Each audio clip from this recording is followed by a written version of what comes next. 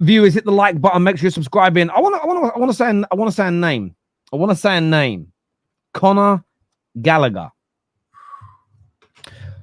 The situation with him today is wild. He has rejected Villa, reportedly rejected Spurs, holding out, and there's talk that he'll reject the Atletico Madrid offer.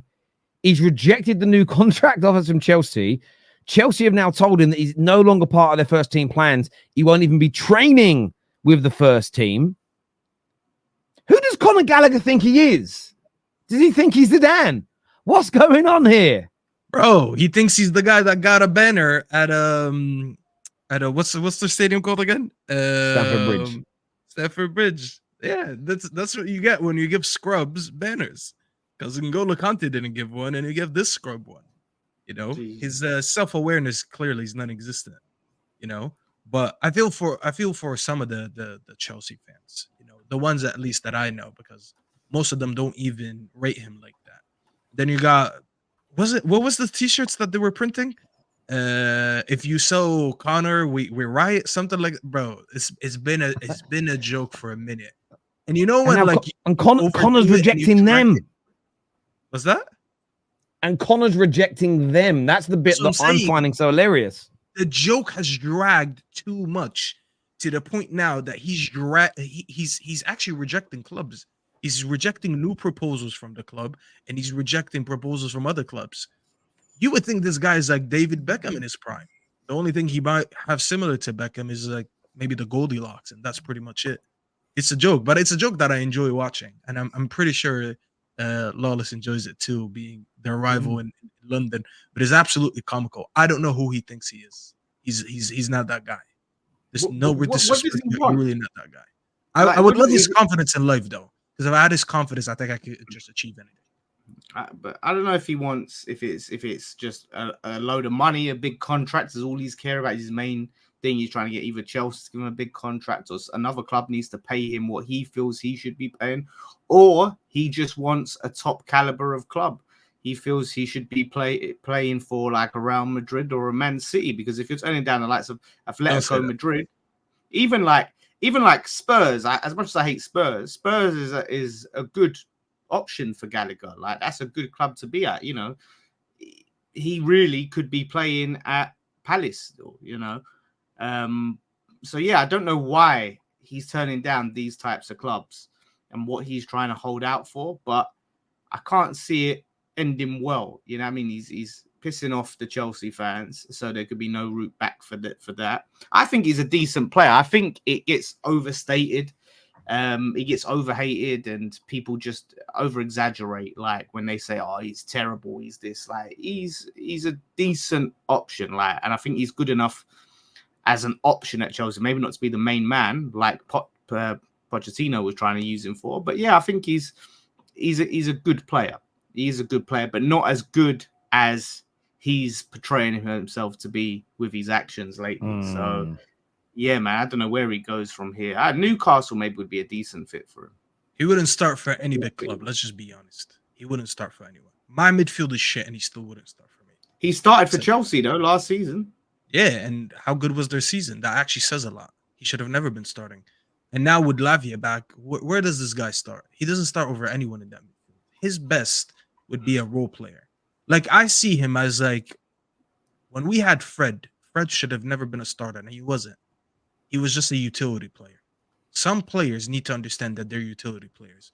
But you get certain fan bases that like to, I don't know what this is, but they like to have this crush over players. They like to use their players' pictures as their AVI. They like to ask for them to not be sold and print shirts saying, if you sell them, we will riot. And then you have them giving them banners, and you have them getting gloated and all that. And then this is the end result. You end up glorifying scrub players. He is a scrub. He's a decent role player on his day, and that's pretty much it. The best part of his career was his loan to Palace anyways. So that's proof that he should be playing for a lower team. When you have Maresca, and you have what Maresca is and what he's trying to do with this team and the style of football that he's trying to play, where does this guy belong in it? Because this guy can't kick a ball. All he's good for is just running around.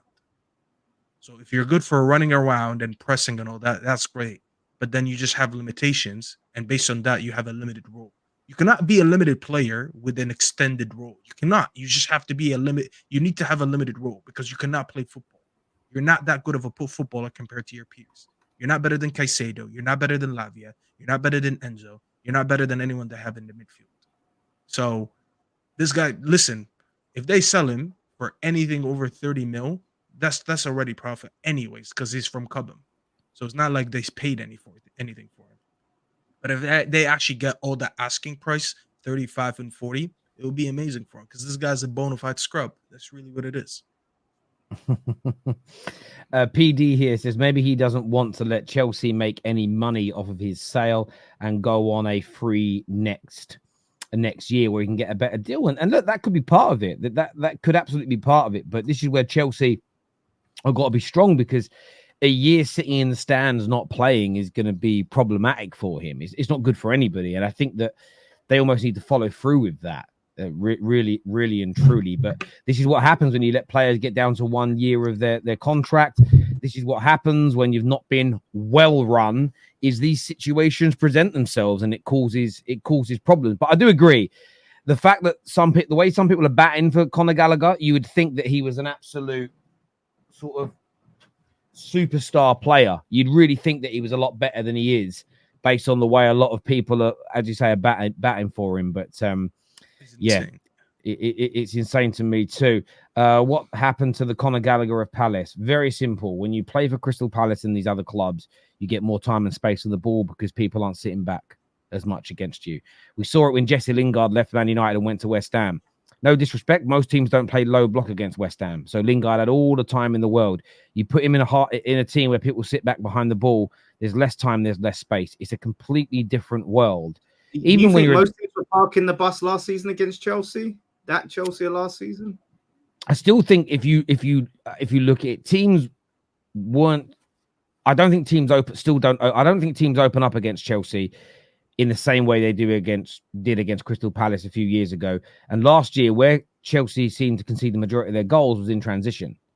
It was teams would play through them, but it would be Chelsea would attack, lose the ball, and then 3 or 4 passes, and they're in Chelsea's box. That's how it felt to me watching, but maybe people view it differently. But there we go. Victor Osimhen to Chelsea. That deal's kind of reared its head. They're working hard on the deal.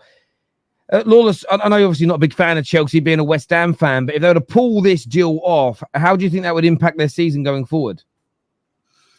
Yeah, I mean, it's one of them ones, like with Osimhen, as he's did that time pass,